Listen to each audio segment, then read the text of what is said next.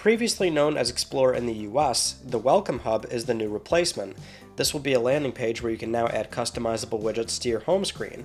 That includes trophies, battery, storage, accessibility, game captures, official game news, wish list, discover tips, PlayStation Plus, friends online, friend activities, and the PlayStation Store. You can toggle these on and off as you wish, and you can also adjust the size of them, ranging from 3 options, the larger window offering more information at a glance. When looking at widgets, you can also tab through different windows with L1 and R1, and in some cases you can hit options on things like storage and specify which storage locations you want to see by default. You can also place widgets where you wish so that the most pertinent ones are on the left and the ones you may not always need to see right away are on the far right. There's also some pre-arranged options you can select right away that might fit your gaming habits if you're, say, focused more on single-player experiences or multiplayer ones. You can also change the background of the Welcome Hub as well. There's a selection of animated ones from PlayStation, or you can pick a game capture from your media gallery. Now, the important caveat here is that this will only apply to the Welcome Hub.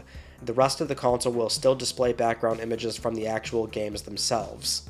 Temporary widgets will also appear on the top of the welcome page that may show the status of a data transfer, like say a download or an upload, or a courtesy reminder now letting you know that you can claim your monthly PS Plus games. There's also an option to adjust where you want this temporary widget to appear, on the top or bottom of the entire widget lineup.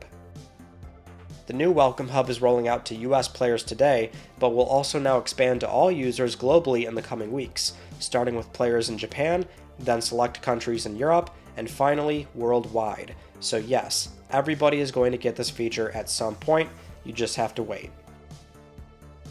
In the next few weeks, you'll also be able to share links to your party voice chat. You can generate links and send them on any messaging or social media platforms, that way you can easily offer a way to talk to somebody and bypass having to add them on PSN as a friend. This will start appearing on the voice chat card in the control center on PS5 by selecting Invite Players, then hitting Share Party Link. The PlayStation mobile app will be receiving this update in the coming weeks as well with the same feature. You can now create personalized 3D audio profiles that will be optimized specifically for your ears and how you interpret sound.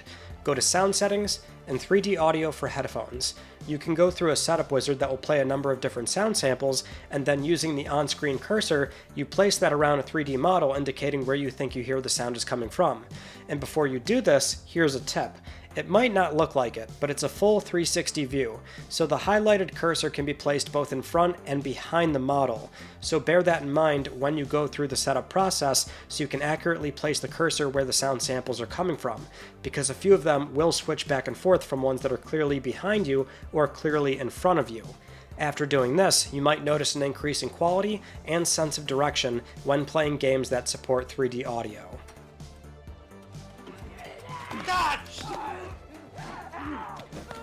PS5 Slim consoles, the CFI 2000 model series, can now use adaptive charging for the USB-C ports. Head to System Settings, Power Saving, Features available in rest mode. From here, you can set your power to adaptive. What this means is that the console will now supply power to the ports based on the charge level of your controllers, so instead of having it set to 3 hours, you can use adaptive to cut down the time your console is supplying power to the USB-C ports. And this will work for all controller types, so the DualSense, DualSense Edge, PSVR 2Sense controllers, and the Access controller. If there are no controllers plugged in when the console enters rest mode, then power will stop quicker. Under System Settings and Remote Play, you can now select Enable Remote Play. This will let you toggle on-off switches for Remote Play based on the users that are on the console, so it's no longer an on-off switch for the entire console, you can set it on a user-per-user basis. You can now restore licenses one at a time. Before this setting was for all content, but now, in Users and Accounts and Other, you can select individual games and restore them that way, if you're having trouble using that content. You can also do this on the home screen or in your game library by hitting Options and then Restore License. In storage settings, you might sometimes see a recommendation about your storage space now. So it might say something like, "Hey bozo, you can free up space so you can install new games," as if you don't already know that. Game hubs and activity cards have seen a slight adjustment. When you're on the home screen, looking at a game, the hub will now only display activities that are in progress. I've tested this with a lot of different games now, and as far as I can see, the primary difference here is that Sony has removed the resume or start activity button, which was always a bit redundant since you had two buttons on the Game Hub that were acting as ways to launch the game, one being a cold start, and the other, in theory, taking you to that particular portion of the game. But since most developers have not really used activities like that, it's gone.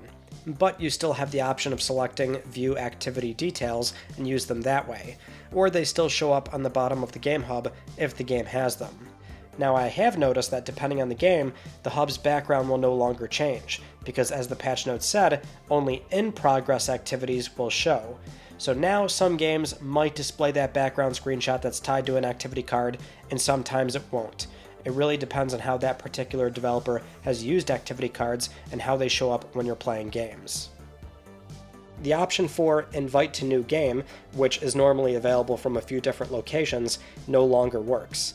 Now, if you want to invite friends to a session, you need to start that game first and then send the invite.